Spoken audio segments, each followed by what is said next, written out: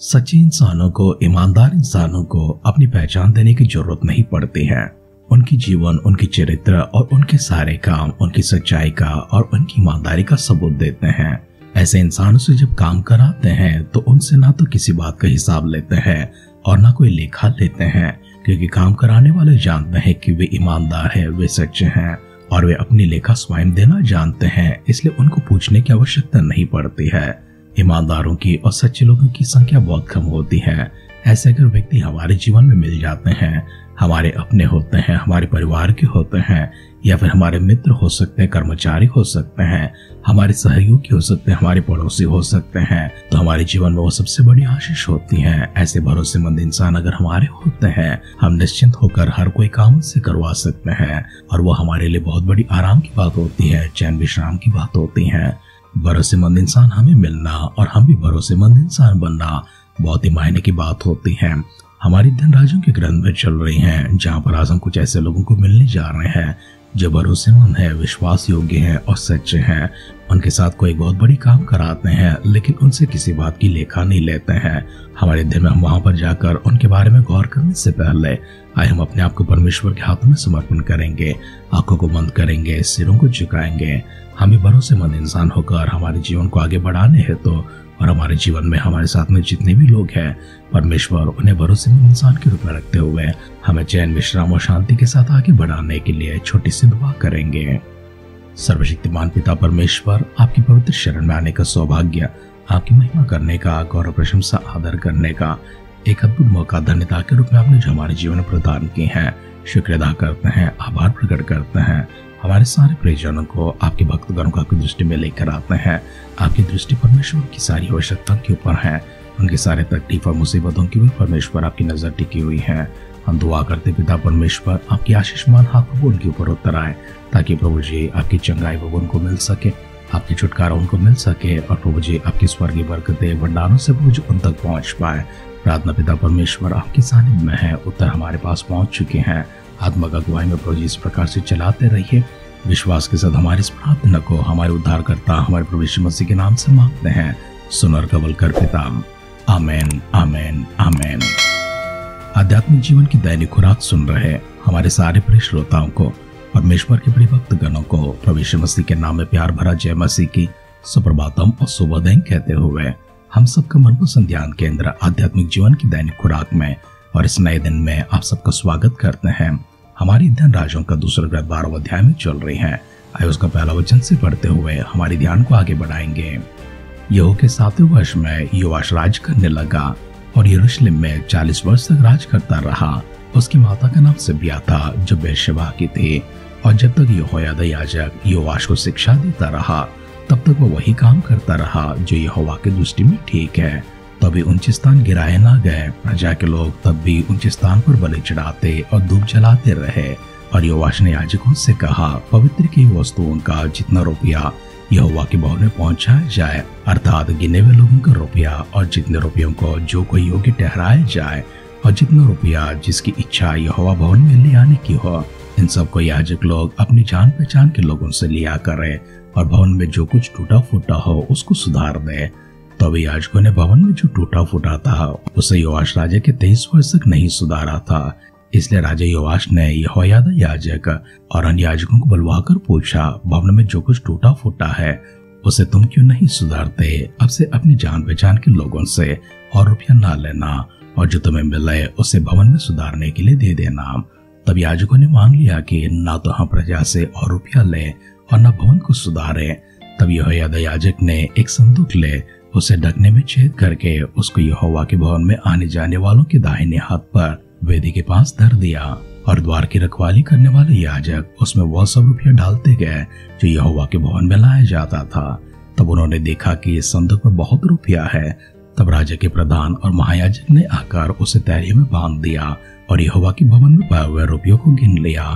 तब उन्होंने तौले हुए रुपयों को उन काम करने वालों के हाथ में दे दिया जो यहोवा के भवन में अधिकारी थे, और इन्होंने उसे यहोवा के भवन बनाने के लिए बड़ाइयों, राजाओं और संगतराशों को दिया। और लकड़ी और गढ़े पत्थर को मोल लेने में, वरन जो कुछ भवन में टूटे फूटे की मरम्मत में खर्च होता था उसमें लगाया। परंतु जो रुपया यहोवा के भवन में आता था उसमें चांदी के तसले, चिमटे, कटोरे, तुरहिया आदि सोने व चांदी की किसी प्रकार की पात्र न बने, परंतु वह काम करने वालों को दिया गया और उन्होंने उससे लाकर यहोवा के भवन की मरम्मत की। और जिनके हाथ में काम करने वालों को देने के लिए रुपया दिया जाता था, उनसे कुछ हिसाब न लिया जाता था, क्योंकि वे सच्चाई से काम करते थे। जो रुपया दोष बलि और पाप बलि के लिए दिया जाता था, यह तो यहोवा के भवन में न लाया गया, वह याजकों को मिलता था। तब अराम के राजा हजाएल ने गत नगर पर चढ़ाई की और उसे लड़ाई करके उससे ले लिया। तब उसने यरूशलेम पर भी चढ़ाई करने को अपना मुंह किया। तब यहूदा के राजा योआश ने सब पवित्र वस्तुओं को, जिन्हें उसके पुरखा यहोशापात, यहोराम और हज्जा नाम यहूदा के राजाओं ने पवित्र किया था, और अपनी पवित्र की वस्तुओं को भी, और जितना सोना यहोवा के भवन के भंडारों में और राजभवन में मिला, उस सब को लेकर अराम के राजा हजाएल के पास भेज दिया, और वह यरूशलेम के पास से चला गया। योआश के और काम जो उसने किए, वो सब यहूदा के राजाओं के इतिहास की पुस्तक में लिखे हैं। योआश के कर्मचारियों ने राजद्रोह की गोष्ठी करके उसको मिल्लो के भवन में से, जो सिल्ला की तराई पर था, मार डाला। अर्थात शिमात का पुत्र योजाकार और शोमेर का पुत्र यहोजादाक, जो उसके कर्मचारी थे, उन्होंने उसे ऐसा मारा कि वह मर गया। तो उसे उसके पुरखाओं के बीच दाऊदपुर में मिट्टी दी गई, और उसका पुत्र अमरिया उसके स्थान पर राज करने लगा।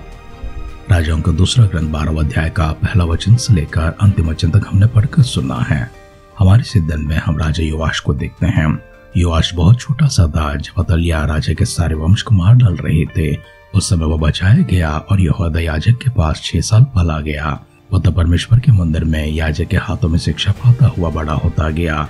याजक ने उसे अभिषेक करके राजा बनाया, और आगे भी याजक उसे सिखाता गया है, इसलिए उसने वो सब कुछ काम किया है जो परमेश्वर की दृष्टि में ठीक था। तो भी उसने ऊंचे स्थानों को ना गिराया था, और लोग तब भी जाकर ऊंचे स्थानों पर बड़ी चढ़ाई करते और धूप जलाया करते थे। योआश ने याजकों से कहा, पवित्र की वे सारी वस्तुओं का जितना रुपया यहोवा के भवन में पहुंचाया जाता है, अर्थात जितने की 90 लोगों का रुपया है, उन सबको योग्य ठहराए, और जितने रुपये के जो कोई योग्य ठहराया जाए, और जितना रुपया जिसकी इच्छा यहोवा भवन में लाना चाहता है, उसे लेकर आए।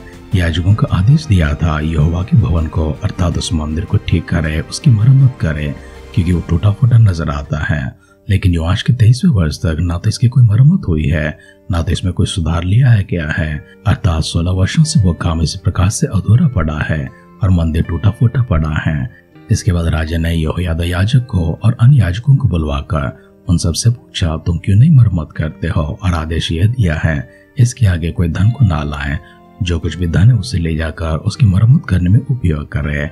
याजकों ने इस काम को शुरू कर दिया और मंदिर की मरम्मत होना शुरू हो चुका है। और जितने लोगों के हाथों में मरम्मत के विषय धन दिया गया है, उनसे किसी बात का हिसाब ना लिया गया था, क्योंकि वे सब ईमानदारी से और सच्चाई से काम करते थे। वे अपना लेखा खुद दिया करते थे। थोड़े समय होने के बाद मंदिर की मरम्मत हो गई है और बाकी सब जीवन साबुती से चल रहा था। उस समय अचानक अराम का राजा हजाएल ने गत पर चढ़ाई किया और उससे लड़ाई करके उससे ले लिया। उसके बाद उसने यरूशलेम पर भी चढ़ाई करने के लिए अपना मुंह किया था। तो यहूदा का राजा योआश ने उन सब पवित्र वस्तुओं को, जिन्हें उसके पुरखा यहोशापात, यहोराम और हज्जा नाम यहूदा के राजाओं ने पवित्र किया था, और अपनी पवित्र की वस्तुओं को भी, और जितना सोना यहोवा के भवन के भंडारों में और राजभवन में मिला, उस सब को लेकर अराम के राजा हजाएल के पास भेज दिया, और वो यरूशलेम के पास से चला गया। योआश हजाएल के विरुद्ध में युद्ध न करते हुए, उसके विरुद्ध में लड़ाई न करते हुए, उसका सामना न करते हुए वो गलत काम किया है, जो परमेश्वर की दृष्टि में और अन्य लोगों की दृष्टि में और खासकर अपने कर्मचारियों की दृष्टि में गलत था। उसने जितने भी पवित्र की वस्तुएं थे जो उसकी पुरखाओं से, यहोशापात से लेकर यहोराम और हज्जा, इन सब की पवित्र की वस्तु और जितने पवित्र की वस्तु उसने खुद बनाए थे, उन सबों को परमेश्वर के भवन से ले जाकर, उन भंडारों में से ले जाकर इसके ऊपर, इसके नगर के ऊपर चढ़ाई करने वाले राजा को दे देता है। ये काम उसके कर्मचारियों की दृष्टि में बहुत बुरा लगा, इसलिए उन्होंने राजगोष्ठी करके उसे इस तरह से मारा कि वो मार गया। उसके बाद उसके स्थान पर उसका पुत्र अमरिया को राजा ठहरा दिया। वचन सुन रहे प्रेक्षणों, 99 अच्छा काम अगर हम करते हैं, लेकिन एक गलत काम करते हैं, एक बुरा काम करते हैं, 99 की पहचान पूरी तरह से छिप जाती है, मिट जाती है। सिर्फ वह एकमात्र गलत काम है जो अपनी पहचान को ले लेती है और सारी चीजों को तबाह कर देती है। योआश ने भी इसी प्रकार से किया था। योआश ने कई सारे अच्छे काम किए हैं। एक काम, उसने ऊंचे स्थानों को न गिराया था।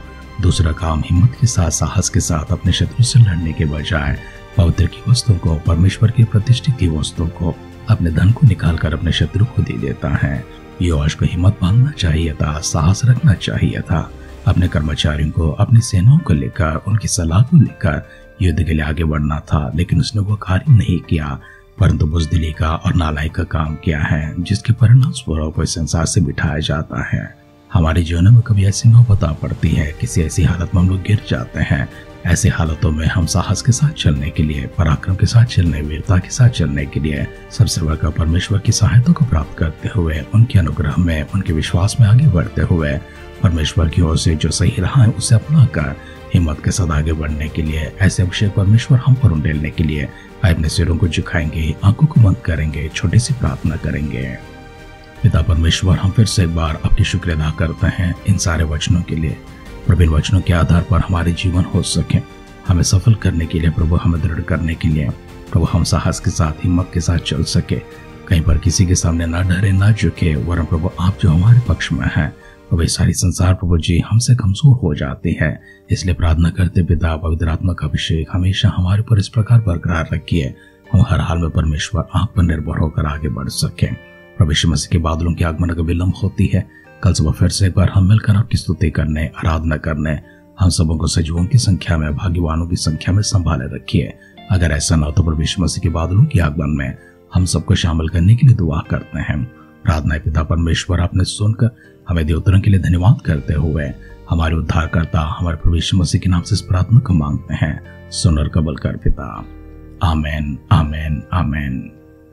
पवित्र शास्त्र हमसे इस प्रकार से कहते हैं, परमेश्वर ने हमें भय की आत्मा नहीं दी है, डर की आत्मा नहीं दी है, परंतु परमेश्वर ने हमें ऐसी आत्मा दी है जो हिम्मत के साथ, वीरता के साथ, साहस के साथ, पराक्रम के साथ में हर किसी का सामना कर सके, हर किसी का विरोध कर सके जो हमारे विरोध में काम करता हो। इस वचन के आधार पर परमेश्वर के इस साहसी आत्मा का अभिषेक आपके ऊपर उतर आए। हमारी सिद्धि और कामना के साथ आज के ध्यान के पर समाप्त करते हैं। आप सुनते रहिए, सुनाते रहिए आध्यात्मिक जीवन की दैनिक खुराक। कल फिर मिलेंगे। अपना ख्याल रखिए, अपनों का ख्याल रखिए, दूसरों का भी ख्याल रखिए। God bless you.